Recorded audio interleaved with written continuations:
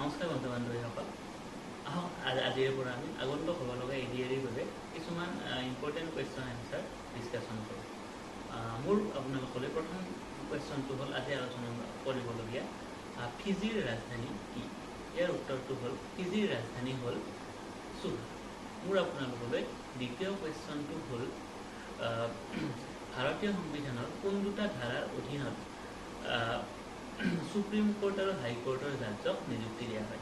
ইয়াৰ উত্তৰ দুটা হ'ল সুপ্ৰিম কোৰ্টৰ জাজক নিযুক্তি দিয়া হয় 124 নং ধাৰাৰ অধীনত আৰু হাইকোৰ্টৰ জাজক নিযুক্তি দিয়া হয় 217 নং ধাৰাৰ অধীনত। মোৰ আপোনালোকলৈ ইয়াৰ পিছৰ কুৱেশ্যনটো হ'ল ইণ্ডিয়ান কোষ্ট গাৰ্ডৰ ডিৰেক্টৰ জেনেৰেল কোন?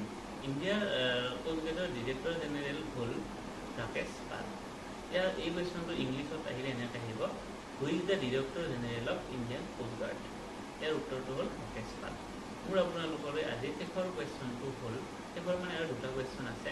এটা হ'ল DRDOৰ ফুল ফৰ্ম কি? DRDOৰ ফুল ফৰ্ম হ'ল defence research and development organisation. আৰু মোৰ শেষৰটো কুৱেশ্যন হ'ল দ্বিতীয় বিশ্বযুদ্ধ হোৱাৰ মূল কাৰণটো কি আছিল? ইয়াৰ উত্তৰটো হ'ল জাৰ্মানৰ পোলেণ্ডত কৰা আক্ৰমণটোৱে আছিল দ্বিতীয় বিশ্বযুদ্ধ হোৱাৰ মূল কাৰণ। গতিকে আজিৰ কুৱেশ্যন এইখিনি মোৰ মতে ইম্পৰ্টেণ্ট কুৱেশ্যন বুলিয়ে মই আচলতে ভাবোঁ। আৰু বিভিন্ন পৰীক্ষাত এনেকুৱা ধৰণৰ কুৱেশ্যন আচলতে আহিছে।